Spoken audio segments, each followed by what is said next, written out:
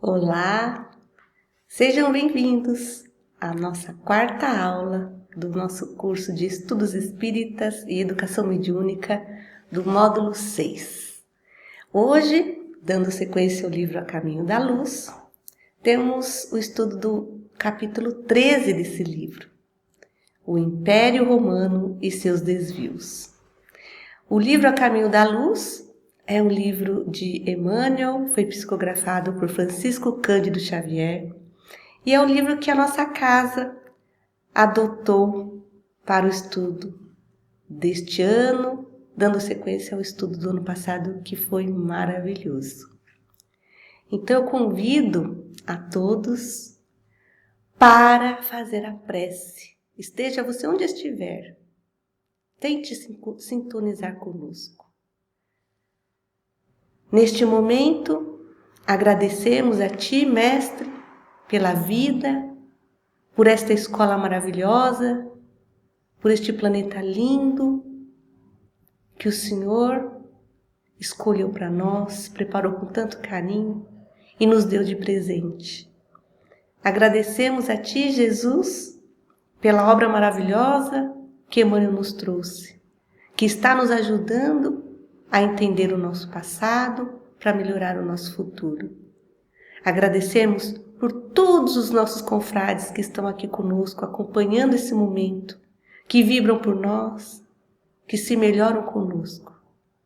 Obrigada pela Seara de Jesus existir e todos, Sr. Manuel e toda a equipe, que faz com que nós estejamos juntos nessa caminhada bonita.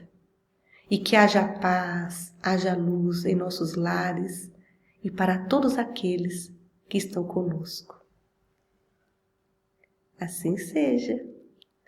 Então, como eu falei, o livro A Caminho da Luz é o livro que nós escolhemos e hoje nós vamos falar do Império Romano e seus desvios.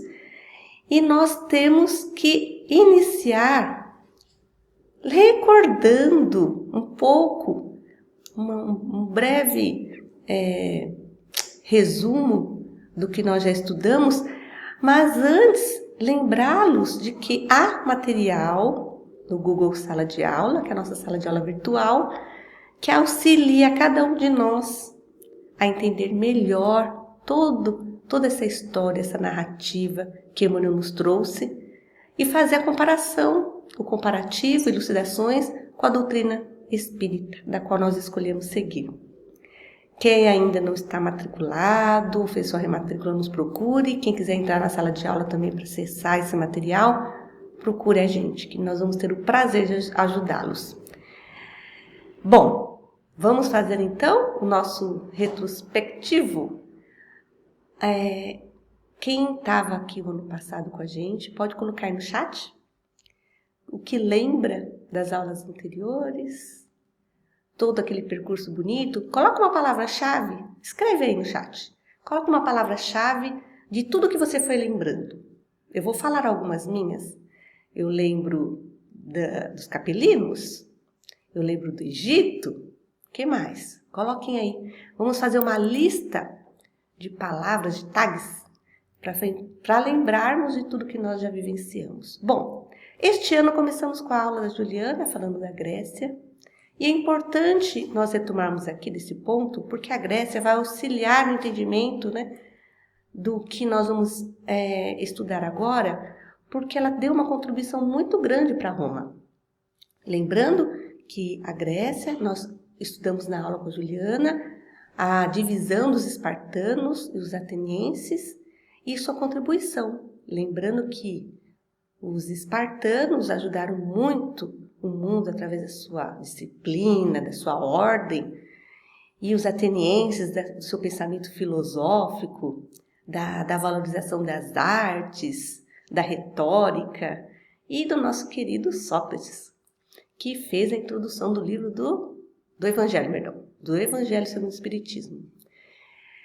E nós, passando de toda essa matéria que a Juliana trouxe para a próxima aula, que foi a aula da Simone, nós estudamos o início, esse preparo da espiritualidade para organizar Roma. O propósito do nosso encontro aqui não é focar nas questões históricas pontualmente, porque há livros, nós já estudamos na escola regular, nós vamos fazer aqui uma observação da parte vista do lado de lá, em relação à espiritualidade, com um olhar para nós aqui encarnados nesse contexto histórico. Porque é importante nós sabermos que desde quando foi-se pensada a criação da Terra, que Jesus e seus afins moldaram esse planeta maravilhoso, esculpiram, colocaram aqui tudo que existe, desde quando isso foi elaborado, nós nunca ficamos sozinhos e abandonados. É lógico que nós, estudiosos da doutrina espírita, temos esse conhecimento. Entretanto, os materialistas não os têm. E é muito comum questionamentos de nossos irmãos a respeito de onde está Deus diante das calamidades, das dores, dos sofrimentos. É como nós ouvimos muito na pandemia. Mas onde está Deus que deixa acontecer isso? Uma pessoa tão boa, acontecer isso com uma pessoa tão boa morrer, uma pessoa tão boa passar por sofrimentos. Então, são esses aspectos, essas premissas, esses princípios que nós precisamos ter muito entendidos em nosso íntimo, para que a gente não faça comentários que não pertençam ao conhecimento científico, filosófico e com uma abrangência religiosa que a doutrina espírita nos traz. Então, o que acontecia na espiritualidade quando Roma foi criada? O que acontecia na espiritualidade quando Roma veio a cair? E na vinda de Jesus? Que nós vimos a aula do Fábio maravilhosa, muito emocionante. Eu confesso a vocês que antes de ela estrear, nós assistimos, eu assisti na minha casa e eu fiquei muito emocionada. E não tem como, porque falar do nosso mestre maior, do nosso irmão querido, é senti-lo vivamente em nós.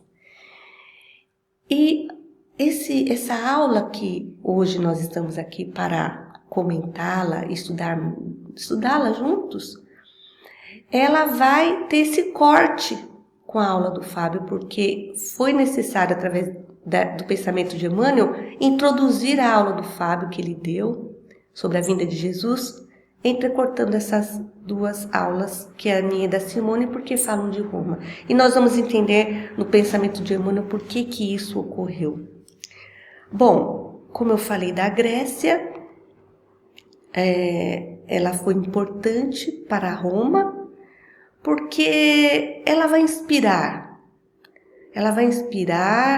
os romanos a criarem toda essa beleza que eles criaram de organização familiar, desse pensamento muito mais avançado e muito mais filosófico em relação à organização do povo, da aristocracia, da política, né, numa totalidade. Nós sabemos que muitos países hoje, eles são como são, a França, a Inglaterra, porque eles tiveram lá atrás essa influência que veio da Grécia, passou para Roma e chegou até nós.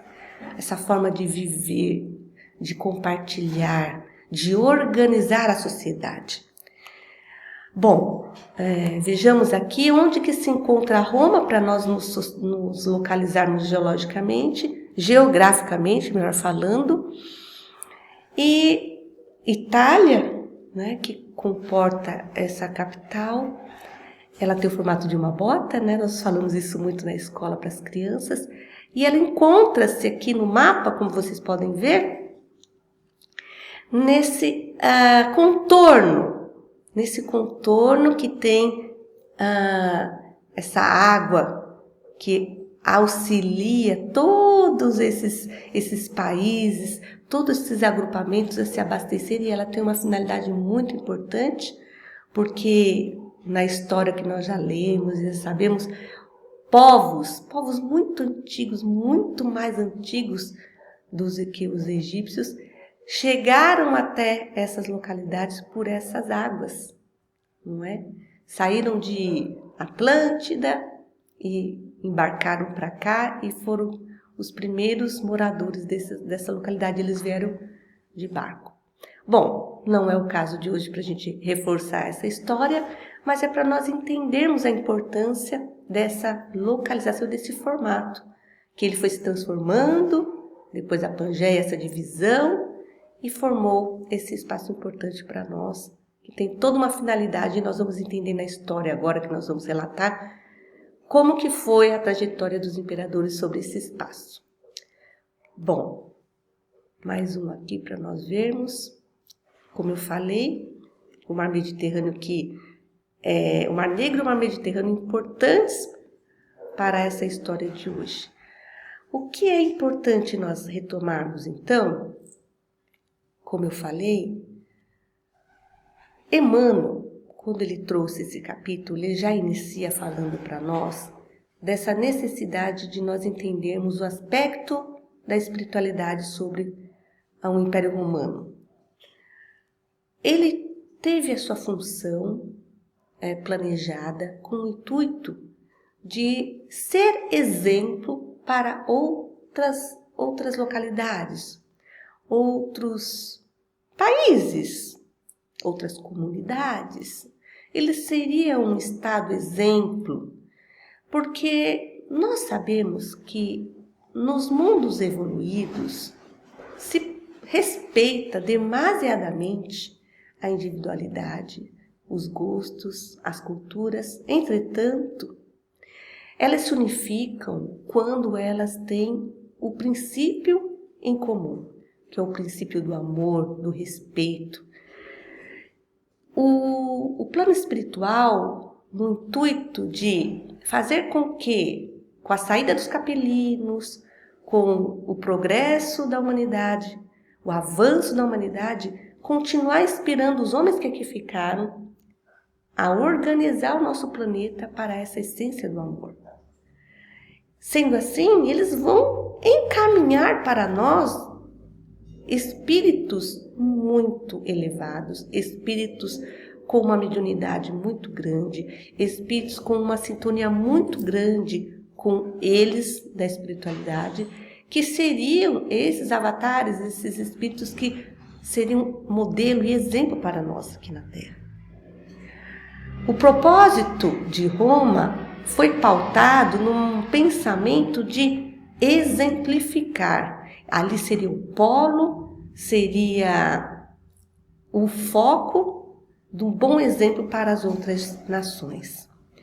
E isso começou a se dar realmente porque a intencionalidade ela foi colocada em prática, e nós já vimos que através de Sócrates lá na Grécia, que trouxe o exemplo para Roma, onde seria Roma que ficaria ali com a base triangular, secular, base sólida para ajudar o mundo, eles vão encarnar ali.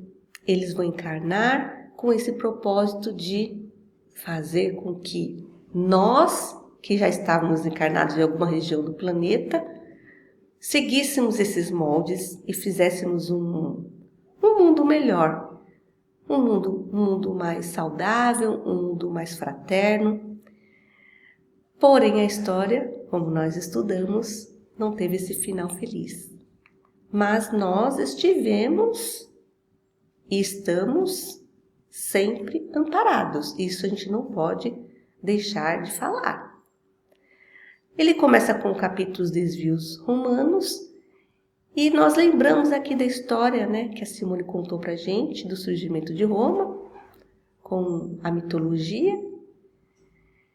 E vamos ver aqui os pensadores que hoje sonham a criação dos Estados Unidos do mundo, os pensadores encarnados, sem os movimentos odiosos das guerras fratricidas, podem sondar os desígnios do plano invisível naquela época.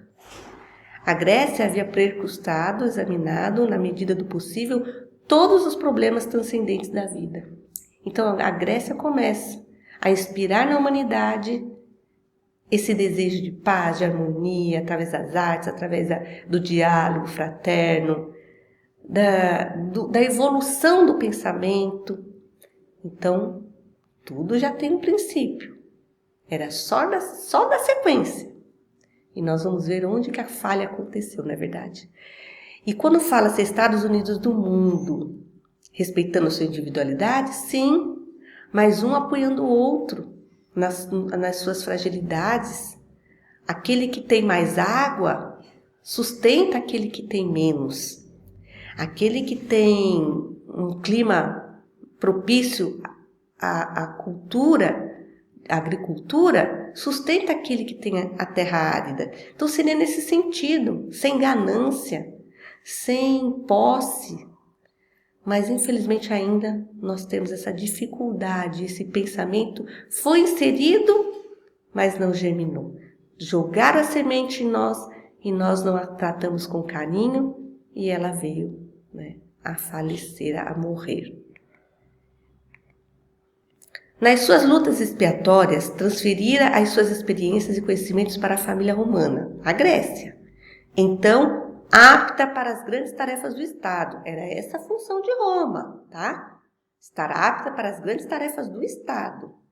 À força de educação e de amor, poderia esta última unificar as bandeiras do orbe. Era para Roma fazer isso. Criando um novo roteiro à evolução coletiva e estabelecendo as linhas paralelas do progresso físico e moral da humanidade terrestre. Então a função era essa. Olha que grandeza de obra era para Roma ter feito, realizado. Todos os esforços foram despendidos nesse particular, pelos emissários do plano invisível, e a prova desse grandioso projeto de trabalho unitário é que a obra do Império Romano foi das mais primorosas, em matéria educativa, com vistas à organização das nacionalidades modernas.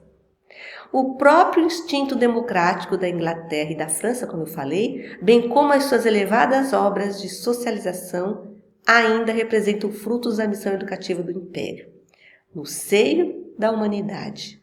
O caminho dos romanos ficou juncado, coberto de sementes e de luzes para o porvir.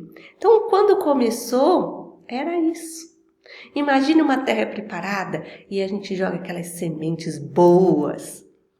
Tá tudo plantado, vamos cuidar, vamos preparar, colocar a água na quantidade certa.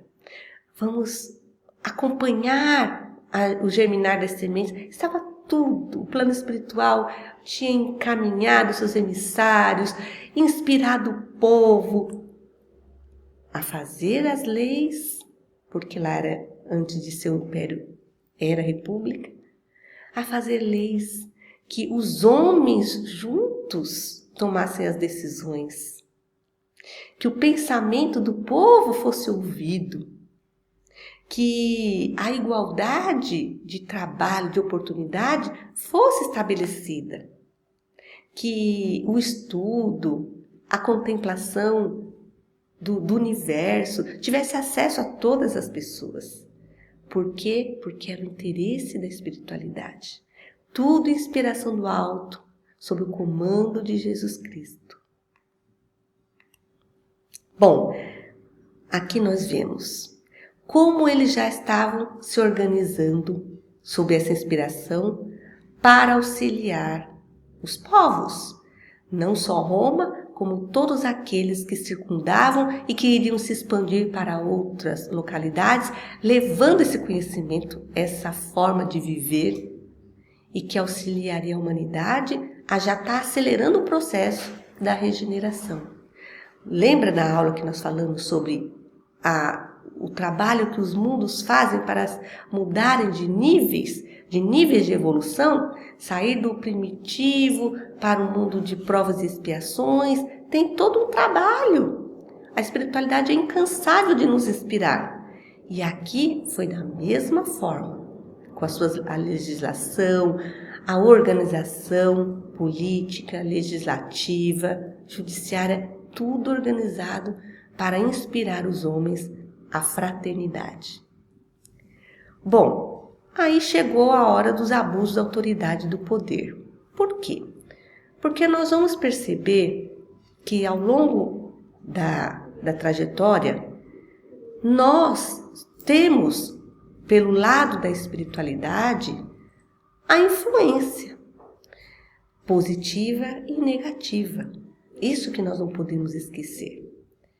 Esta proposta de Emmanuel para os desvios romanos é mostrar que tudo o que aconteceu a Roma, os seus desvios, as suas dificuldades, a sua forma de declínio estava pautada na inspiração também do plano espiritual inferior e respeitado o livre-arbítrio dos homens. Pensem comigo, um homem que comete a maldade, que vem para a terra e acaba ferindo, matando, destruindo, execrando as pessoas, ele veio com essa missão? Escrevam aí. É possível que a espiritualidade de Jesus encaminhe para a terra um ser com essa intenção, essa potencialidade, esse objetivo? Quem não é espiritualista, quem não é espírita e é materialista, pode acreditar que sim. Pode acreditar que sim.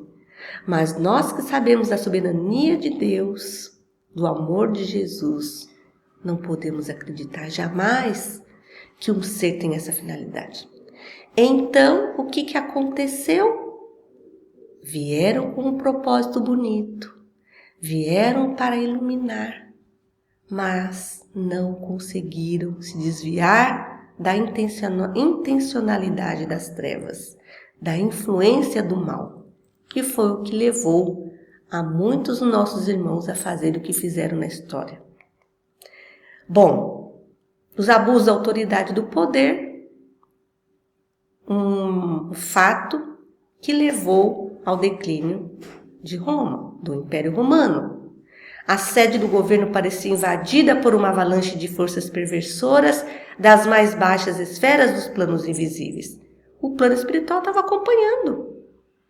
Se você dá brecha, eles vêm. Você permite, eles vêm. Uma sintonia, é a lei de sintonia. E por que será? Por que será que há tanto mal na espiritualidade? Quem são? Por que Jesus permite? Seria a pergunta que os materialistas fariam. Por que Jesus permite que eles sejam influenciados pelo mal? Porque nós ainda temos o mal a se depurar em nós. Se nós ainda o temos e não o combatemos, ele está tangível, ele está ali, claro, para todo mundo. É só se ligar. Essa ligação, ela acontece muito fácil, com muita facilidade.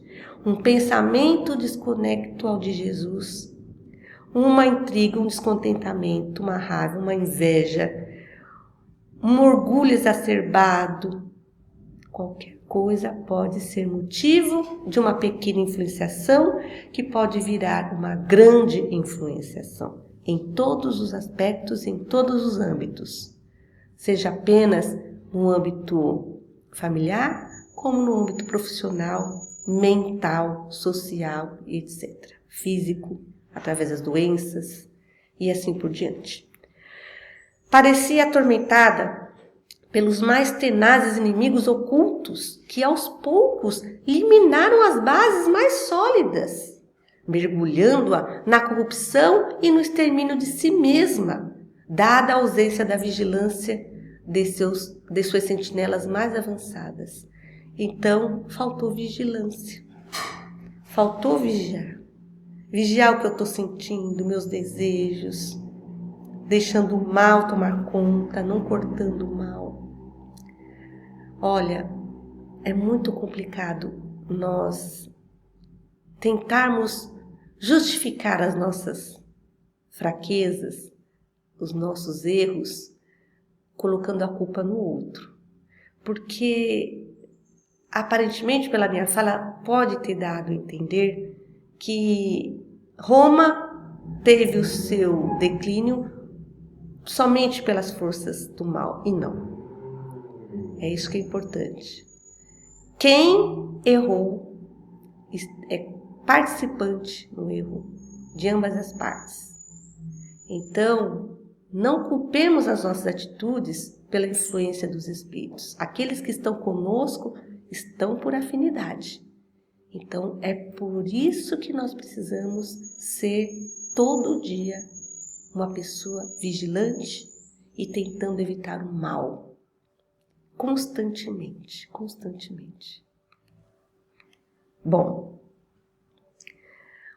quem são os Gracos? Que foi falado tanto para nós nas histórias, na história de Roma. Quem são esses que trouxeram uma marca tão importante para a história de Roma? São os filhos da veneranda Cornélia. São quase que os derradeiros traços de uma época caracterizada pela administração enérgica, mas equânime, ou seja, imparcial, cheia de honestidade, de sabedoria e de justiça. Então, veja bem, nesse percurso em que Roma tinha uma finalidade, ela, com base na educação grega, ela tornaria-se um Estado exemplo, com virtudes e valores, partindo da sua família, partindo da sua educação e da forma como cuidar da vida do povo, da sociedade. Ela seria um exemplo. Entretanto, nós vamos ver que alguns conseguiram e outros fracassaram. Dentre esses que tentaram elevar o que a espiritualidade propunha, são esses os Gracos, porque eles são filhos de uma mulher forte, que nós vamos falar dela. Ela cuidou muito bem desses filhos, deu bons exemplos para eles e eles cresceram com esse propósito de ajudar o povo também a ter uma boa vida. Eles foram firmes. Foi necessário. Às vezes nós precisamos ser firmes em nossa casa, em nosso trabalho. Mas, como falou aqui, eles eram imparciais. Não era só tudo para a aristocracia, para o império. Eles propunham ao povo também as oportunidades. Então, eles buscavam ser honestos, sábios e justos para com o povo, provindos da educação da mãe. Então, quem é? Deixa eu voltar aqui um pouquinho. Cornélia Africana é o nome da mãe. Ela foi uma influente matrona romana, filha do general Cipião Africano e mãe dos reformadores Tibério e Caio Graco, reconhecida por sua alta cultura, educação helenística e virtude. Essa educação helenística, como eu marquei aqui para vocês podem ver, foco na formação do indivíduo para a felicidade pessoal. Eudaimonia e a tranquilidade interior, ataraxia. Ela provinha dessa educação que trabalhava o eu, que externaria o bem, partindo de mim, da minha reforma íntima, algo que nós já vimos muito, né? Partindo da minha reforma, da minha melhora, para expandir ao mundo e aos outros. Matriarca culta, ela pertencia à aristocracia romana e após a morte de seu marido, Tibério Graco Maior, recusou a casar-se novamente para se dedicar à educação de seus filhos, inclusive aprendendo línguas e literatura grega. Apoiou as carreiras políticas de seus filhos, Tibério e Caio, que tentaram implantar reformas agrárias em benefício dos pobres, enfrentando a aristocracia. Então, nós vamos ver que, sim, eles foram duros, tá? Principalmente o Tibério Caio, eles tinham que ser enérgicos para impor algumas das suas questões, das suas opiniões. Mas, vejam bem, eles pensavam no povo. Eles pensavam na divisão das terras. Eles não queriam tudo para si. Mas a gente vai ver também que foi um tempo pequeno que não se deu depois essa sequência desse trabalho. Após a morte violenta de ambos os filhos, ela viveu em Miseno, recebendo intelectuais e continuando a influenciar a política, sendo considerada uma heroína de sua própria trajetória. Então, quando a gente fala dessa mulher, a gente fala de uma pessoa que marcou a história, muito influenciada pelo bem, e que era uma matrona romana, um exemplo de mulher, um exemplo de mãe. Bom, foi a primeira mulher não mitológica a ter uma estátua de bronze erigida em sua honra no Fórum Romano, com a inscrição Cornélia, mãe dos Gracos, porque ela marcou a história, sendo mãe desses dois importantes representantes de Roma. E esses irmãos são conhecidos reformadores romanos que tentaram realizar a reforma agrária e outros tipos de reformas em benefício dos pobres. Ambos, chamados Tibério e Caio, foram eleitos tribunos da plebe e acabaram sendo vítimas dos senadores insatisfeitos com as medidas defendidas por eles.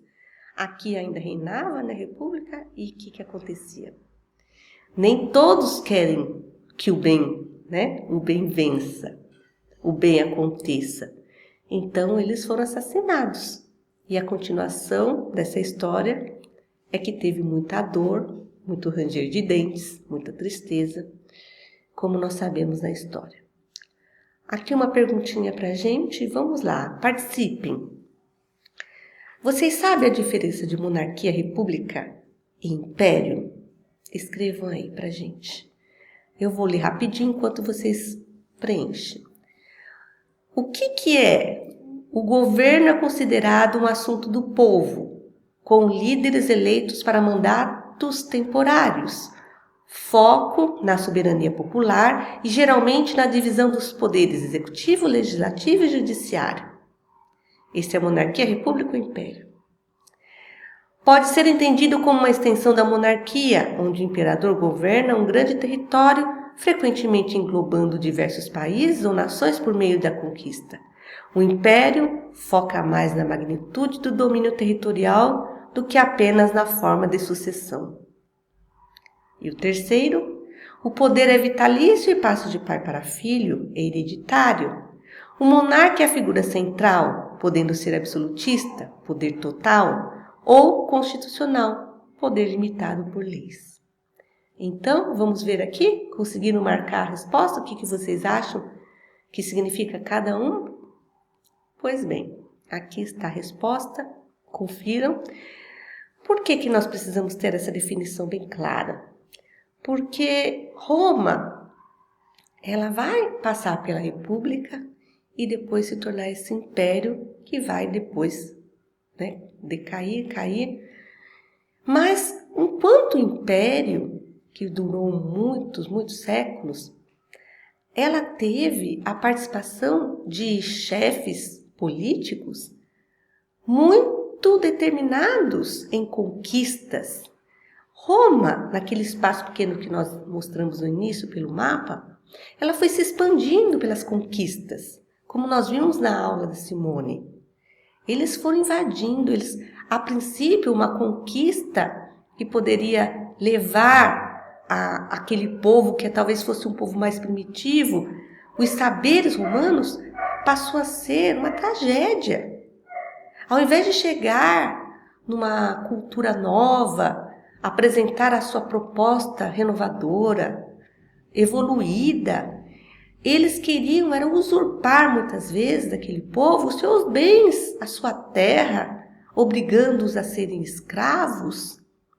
Um trabalho muito difícil, de muitas dores. Foram poucos os verdadeiros conquistadores que respeitaram a cultura daqueles povos que eles venceram. Foram poucos, porque eles queriam muito mais do que apenas o dinheiro. eles queriam se impor. E quando se impunha, desestimulava a vida. Você chegar em um lugar e acabar com aquela forma de viver, onde eles tinham os seus costumes e deveriam ser respeitados, para impor a sua forma, a sua legitimidade. Infelizmente, a dor começou por aí. Não é? Quando a gente quer impor, isso serve para a nossa vida. Quando nós, dentro do nosso lar, queremos impor a nossa religião àqueles que convivem conosco, impor as nossas ideias, ou querer impor o nosso pensamento, sendo que nós nem temos um pensamento tão feliz. Nós temos que viver em harmonia, em concordância, para que as pessoas se basearem nos nossos bons exemplos e quererem nos seguir. Então, o propósito da espiritualidade era esse, que Roma fosse o exemplo, mas Roma quis impor algo que ela não podia dar de bom exemplo, não é verdade?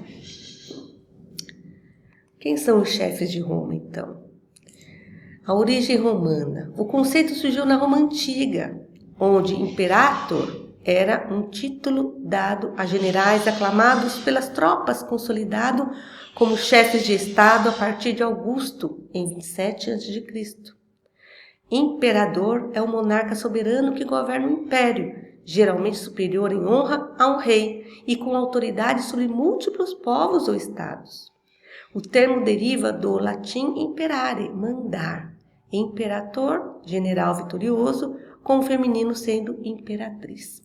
Então, esse imperador, que se distingue, né, do rei, do monarca, ele não comanda só aquele espaço onde ele habita, onde é da sua nacionalidade por ter nascido, por ter crescido ou escolhido para governar. Conforme ele vai conquistando novas terras, ele também domina essas terras, como eu falei. Sendo assim, ele enriquece muito. E talvez seja o motivo pelo qual muitos fracassaram por conta dessa necessidade de querer mandar e mandar em muitos e não se dar conta de que sozinho nós não fazemos o que é necessário, precisamos de apoio.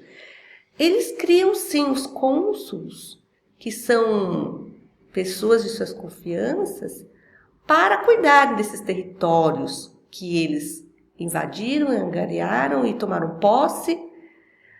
O cônsul podia ficar por um ano tomando conta daquele lugar, mas nem todos faziam realmente o que o imperador pedia. E as traições eram imensas, as falsidades, né? O que gerou tudo isso, as brigas, as intrigas e as mortes por conta dessa contrariedade. É você querer abarcar uma coisa que você não é capaz, você só tem 2 braços, você quer abarcar muitas coisas ao mesmo tempo e não é suficiente. E pede mãos emprestadas, que são mãos que não estão ali com o mesmo intuito que a gente, e acaba uma coisa piorando. A história de Roma é longa. Nós não estamos aqui para falar propriamente dita da história cronológica, mas desse aspecto espiritual que o Emmanuel nos trouxe e mostrar o que estava acontecendo aqui com o lado de lá. Então, dividindo-se principalmente em monarquia, república e império, a lista a seguir foca nos imperadores romanos, os chefes dos estados do período imperial, 27 a.C. a 476 anos depois de Cristo no Ocidente. Quanto tempo? Quantos imperadores? Quantas mudanças, não é? Que vieram depois da República, que é esse sistema de governo do qual nós participamos, em que o poder não está na mão de um só, de um grupo, não é? Um grupo escolhido pelo povo, que é o mais importante. Então vejamos, primeiro imperador e dinastia Júlio-Claudiana, não vou entrar em detalhes o que significa cada um, nós busquemos depois para pesquisar, porque não dá tempo, mas para a gente entender que a era de Augusto, esse primeiro imperador Augusto, foi um dos mais importantes imperadores fundador do Império Romano. Ele funda o Império, sai da República, torna o Império, mas ele tem uma particularidade que eu vou antecipar aqui, que a era de Augusto foi a era que veio o nosso príncipe, o nosso Jesus, o nosso irmão querido. E já já nós vamos falar o que acontecia nessa época. Depois vem Tibério, vem Calígula, vem Cláudio, vem Nero, nessa sequência, e cada um com a sua particularidade, com a sua brutalidade ou com a sua fraternidade. Ano dos 4 imperadores, tá? Que teve também às vezes generais que precisavam tomar conta. Quando acontecia de morrer o imperador, ou dele se afastar, ou ele adoecer, os generais o sucediam por algum tempo. Então, no ano 69, tivemos 4. Galba, Otto e Vitélio. Vespasiano, início da dinastia Flaviana. E depois da dinastia Flaviana, de 69 a 96, 10 anos, vem o Vespasiano, Tito, Dominiciano.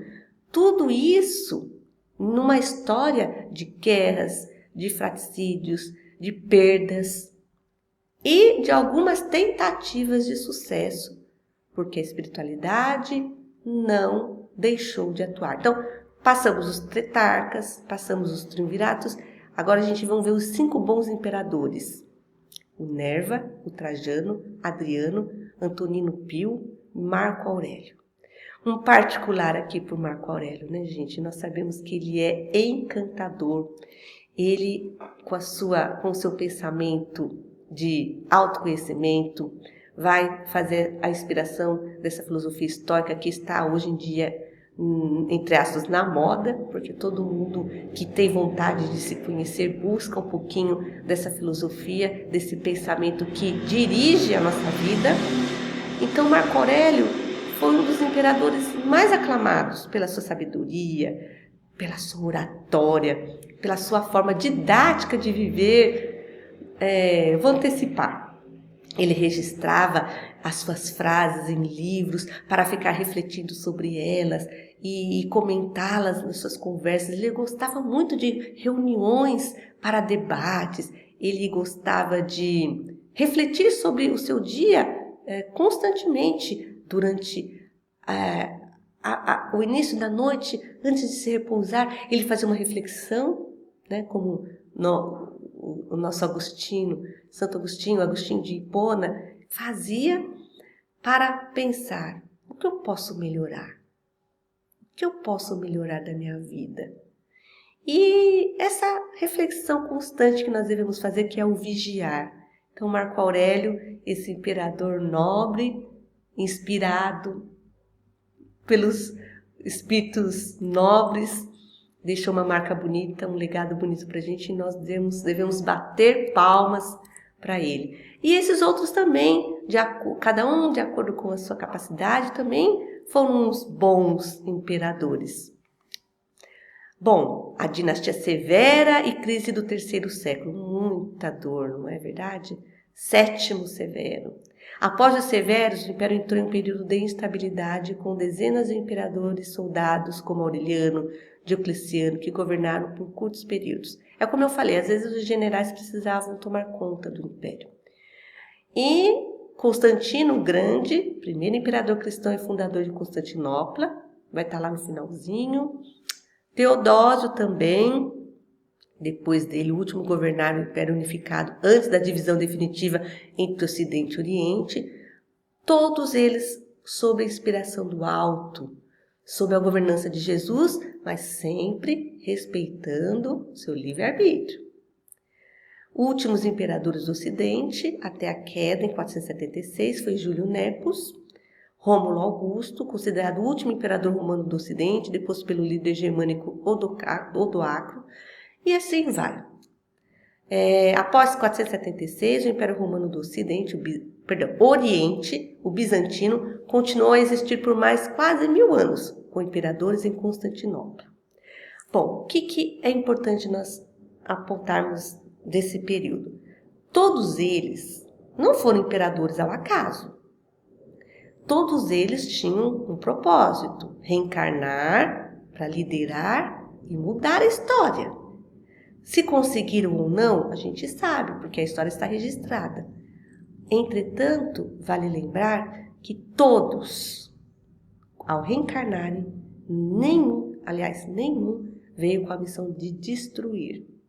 Isso é importante nós ressaltarmos. Todos vieram com a intenção, a intencionalidade de ser um bom representante, um bom ser humano. Bom, os chefes de Roma, Caio, Mário, Pompeu e Crasso, os Crassos, né?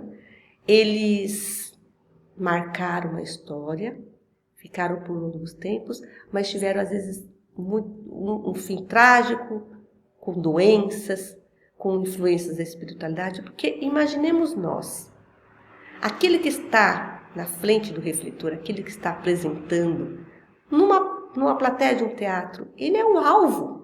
Ele está na frente. Num exército, quem vai na frente é quem morre primeiro. Não é assim que a gente sabe? E aí?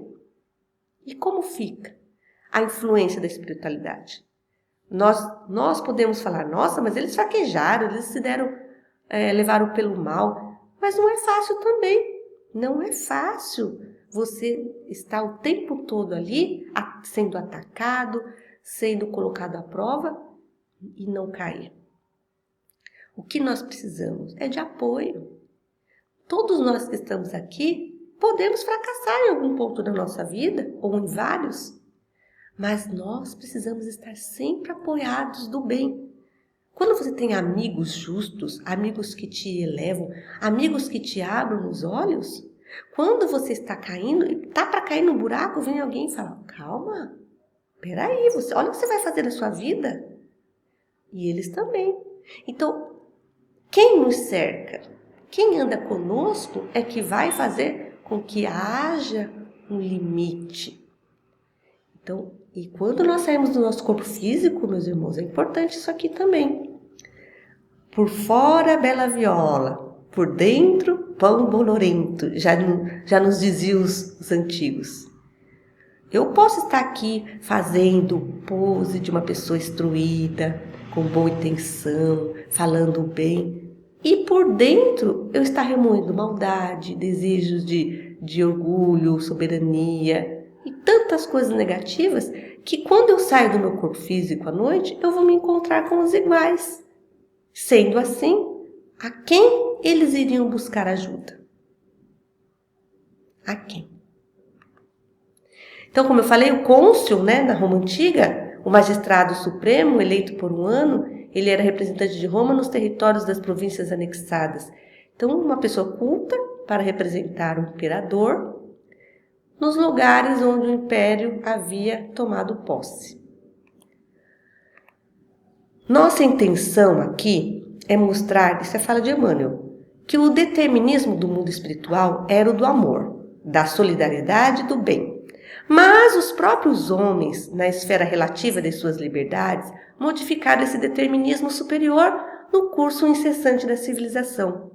Os generais romanos podiam conquistar a ferro e fogo, desviando-se dos objetivos mais sagrados dos seus deveres e obrigações, levando aos outros povos, pela força das armas, os liames que somente deveriam utilizar com a sua cultura e experiência da vida. Então, como eu falei, o amor, a solidariedade, o bem era a missão desses imperadores, mas eles não conseguiram. Mas seus atos originaram os mais amargos frutos de provação e sofrimento para a humanidade terrestre. E é por isso que, em sua quase totalidade, entraram no plano espiritual seguidos de perto pelas suas numerosas vítimas, entre as vozes desesperadas das mais acerbas acusações.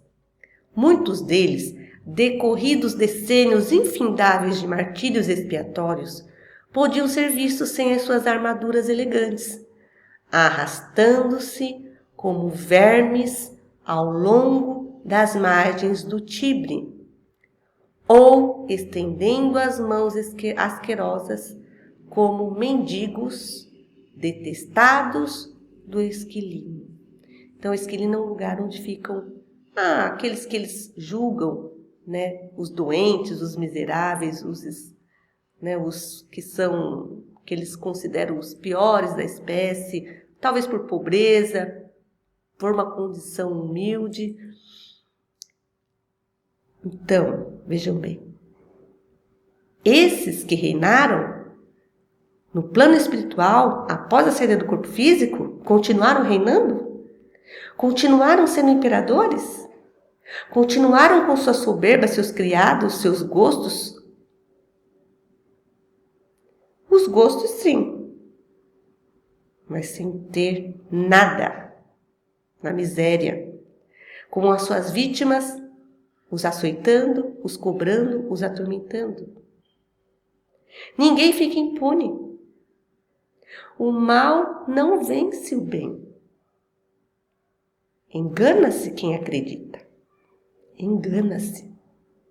Os materialistas podem acreditar, mas nós não. O bem sempre vence. Mesmo ele sofrendo, chorando, é o bem que está fazendo a eles a regulação dos conceitos, o ensinamento da moral, a iniciação do florescer das sementes divinas. As dores pelas quais nós passamos, as dificuldades, são bênçãos para a nossa vida. É a verdadeira depuração do espírito. Coloquemos isso em nossa alma, para poder entender e não querer desistir da vida, e não querer culpar Deus por nada, porque nós estamos no caminho do bem, a caminho da luz. A luz é a verdade, a luz é a justiça, é o amor, a luz é Deus. Estamos a caminho da luz, mas precisamos da corrigenda. Como eu falei, o século de Augusto refere-se ao período de 44 a.C. a 14 d.C., marcando a transição da República Romana para o Império. Sob o governo de Augusto, Otaviano, o primeiro imperador. Esta era, quase 77 anos, foi caracterizada pelo fim das guerras civis, o início da Pax Romana e uma profunda restauração política, cultural e religiosa em Roma. Então, o século de Augusto, que teve lá Pompeu, Júlio César, o Crasso aqui, ó. Olha a fotinha deles. Primeiro triunvirato. Quando Jesus veio, precisava ter um momento acolhedor, inspirador, para que os nossos corações estivessem tranquilos, para sentir a presença do Mestre, estivessem em sintonia com Ele. E nós, que estávamos lá, passamos a ter noites calmas, com sonhos tranquilos, um despertar esperançoso, porque Ele viria, Ele estaria entre nós, aquele a quem nós buscamos por tantos séculos, que nos escolheu e nos deixou vir aqui à Terra, encarnar aqui nessa escola linda, nesse planeta azul tão maravilhoso. Então, a Era de Augusto foi um presente para nós podermos estar em paz e sentir a presença do Magnânimo. Ela durou pouco tempo, porque depois nós sabemos o que aconteceu, mas lembrando que esses irmãos deram condições de nós termos esperança com a vinda de Jesus. E foi tão bom, pena que nós não valorizamos, na verdade. Bom, terminados os triunviratos, eis que ia cumprir-se a missão do Cristo, depois de instalados os primeiros Césares do Império Romano. A aproximação e a presença consoladora do Divino Mestre no mundo era motivo para que todos os corações experimentassem uma vida nova, ainda que ignorassem a fonte divina daquelas vibrações confortadoras. Por que eu estou feliz? O que está acontecendo comigo? É Jesus que está vindo. Em vista disso, o governo de Augusto decorreu em grande tranquilidade para Roma e para o resto das sociedades organizadas do planeta. Gente, que coisa maravilhosa! Vocês conseguem imaginar isso? Realizam-se gigantescos esforços edificadores ou reconstrutivos. Belos movimentos são erigidos. O espírito artístico e filantrópico de Atenas revive na pessoa de Mecenas, que era confidente do imperador. Ah, imperador, faz isso, imperador. Ah, imperador fazia. Coisa maravilhosa. Cuja generosidade dispensa a mais carinhosa atenção às inteligências estudiosas e superiores da época, porque ele era doce, ele aceitava o bem, o belo, e todo mundo que inspirava coisas boas, esses três aí falavam, venha que nós acolhemos. Então, foram acolhidos Horácio e Virgílio, que assinalam, junto de outras nobres expressões intelectuais do tempo, a passagem do chamado século de Augusto, que coisa maravilhosa, com suas obras numerosas. Bom, se nós pudéssemos lembrar dessa época, estaríamos aqui com o peito cheio de alegria, de lembrar dessa época maravilhosa de paz e amor. Nós chegaremos lá. Bom, o que é esse triunvirato? Né? Uma palavra em latim, significa 3 homens. É um acordo político ou governo exercido por 3 indivíduos com poder equivalente, notavelmente em Roma antiga, com o primeiro triunvirato, César Pompeu Crasso, 60 anos antes de Cristo, e o segundo triunvirato com Otávio, Marco Antônio, Lépido, 43, Marco Antônio e Lépido, 43 antes de Cristo. Esses pactos visavam consolidar poder, gerenciar a República Romana e, no caso do segundo, vingar a morte de César, porque ele foi assassinado, marcando transições cruciais para o Império Romano. Vamos ver aqui. Depois de Augusto, aparece à barra da história a personalidade disfarçada e cruel de Tibério. Ai, gente, o seu filho adotivo. Oh, meu Deus do céu. Oremos por essa criatura que vê terminar a era de paz, de trabalho e concórdia com o regresso do Cordeiro às regiões sublimadas da luz. É nesse reinado que a Judéia leva a efeito a tragédia do Gólgota, o que fizeram com Cristo, não é? Realizando sinistramente as mais remotas profecias.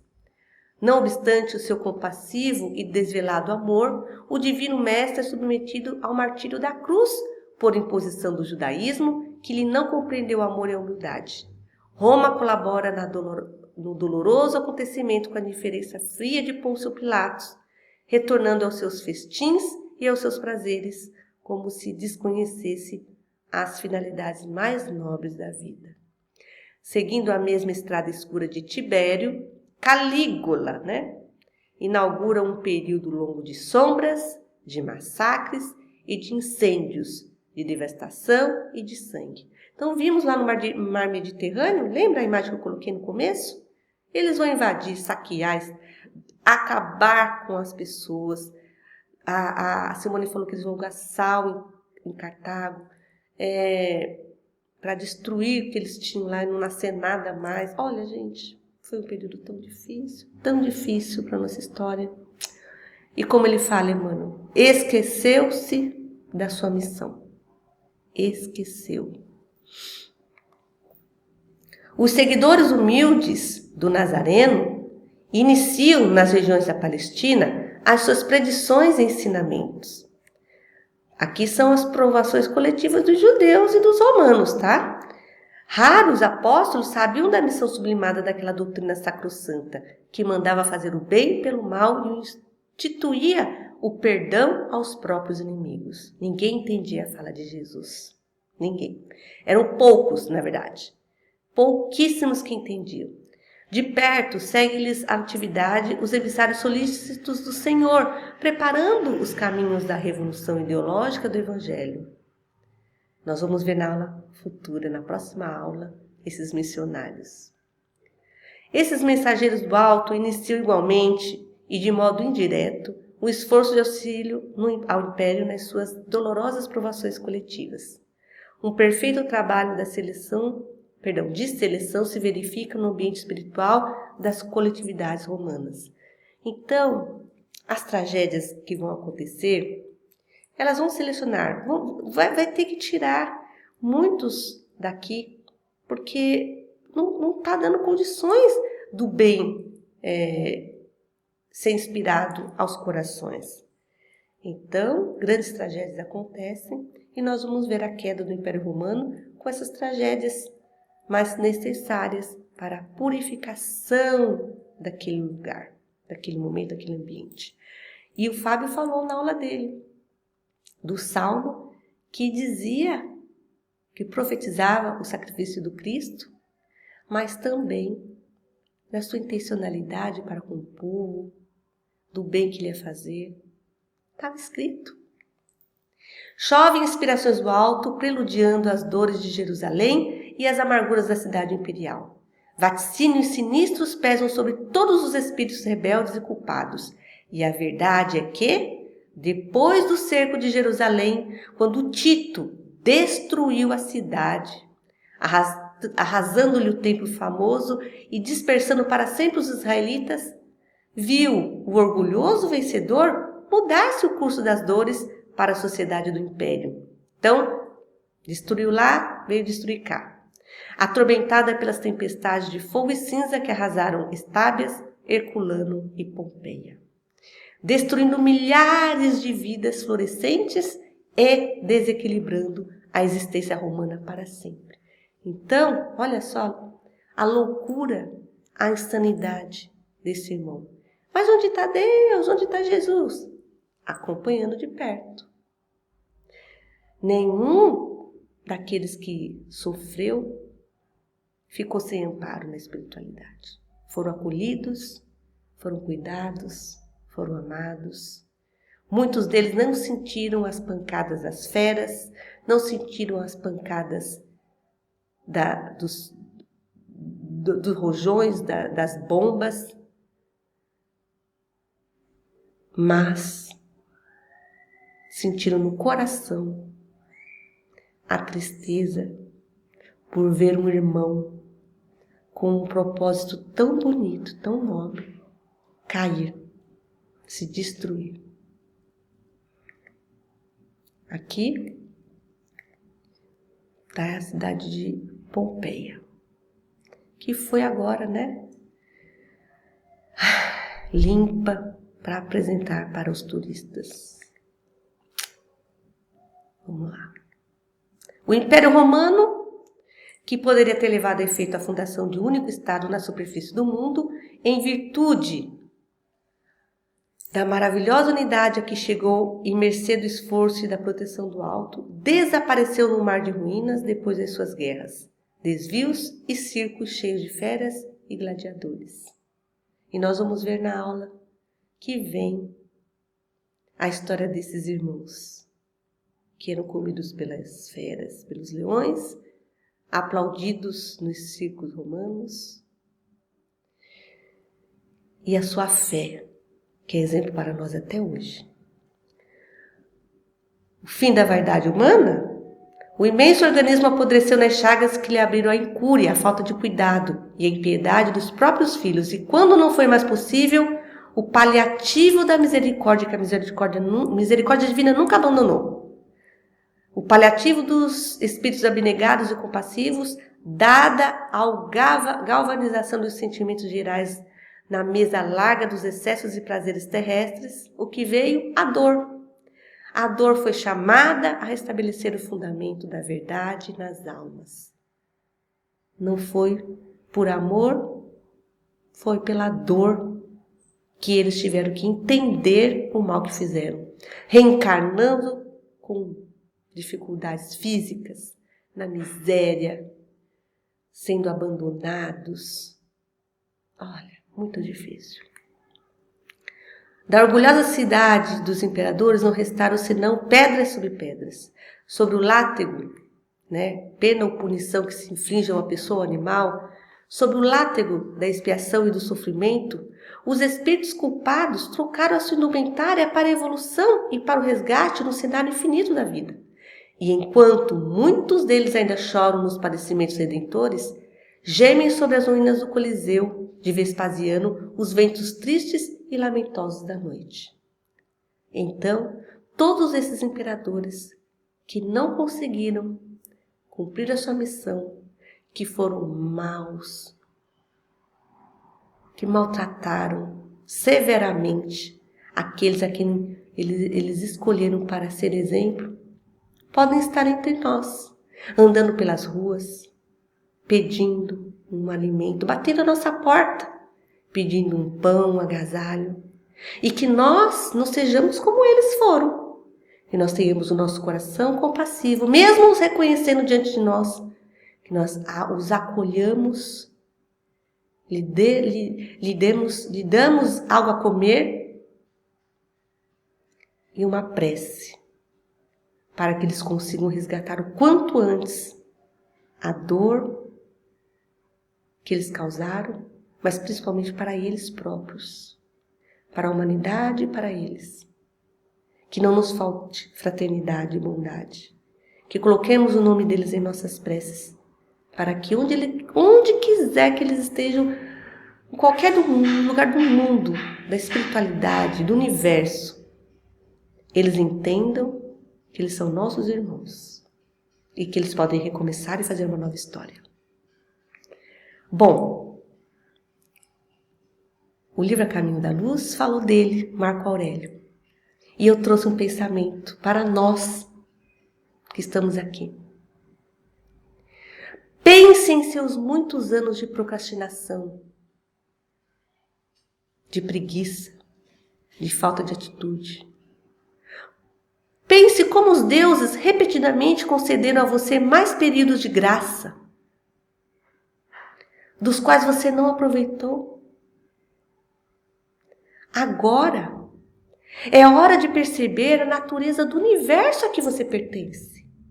Quem você é, o que você está fazendo aqui? Você é filho de Deus, é puro amor.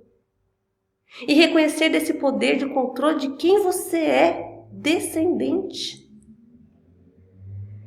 E para entender que seu tempo tem um limite definido.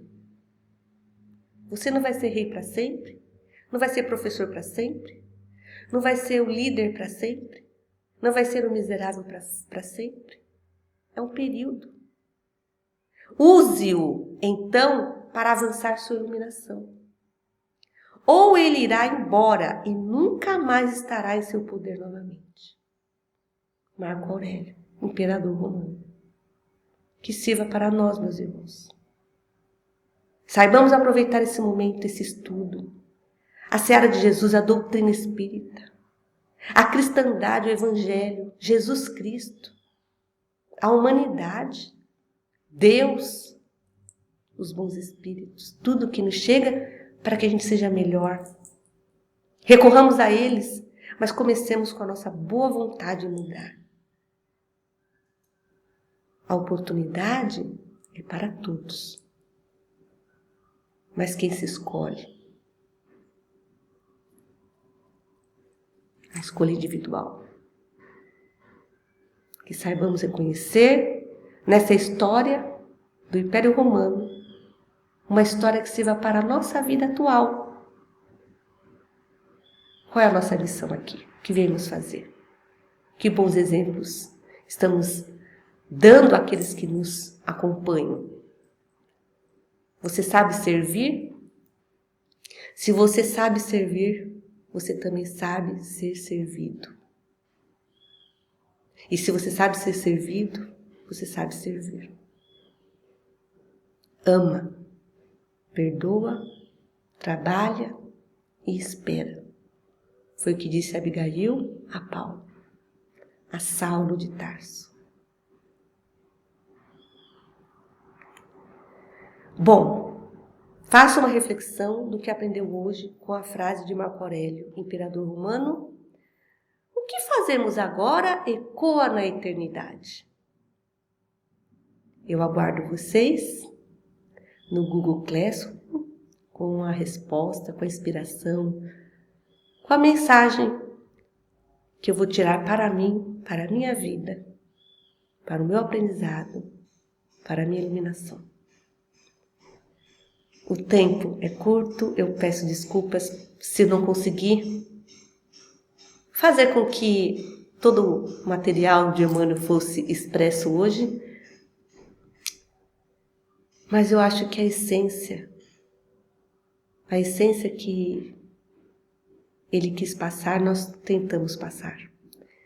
Então, que cada um de nós, no âmago do seu coração, hoje, lembre da história de Roma, dos seus sacrifícios, das suas quedas, mas antes de tudo, do seu propósito maior. E que nós podemos fazer uma história diferente da nossa vida, porque também nós viemos aqui com um propósito maior. Ninguém está sozinho, ninguém vive sozinho e todo mundo nos vê. É importante saber que as nossas ações estão vistas e que as nossas ações determinarão o nosso futuro, aqui e do lado de lá. Que haja paz a todos nós e que na semana que vem, com a história dos primeiros cristãos, a história de Paulo, a história linda de Jesus, acalente o nosso coração. Muita paz, até a próxima aula, fiquem todos bem, que assim seja.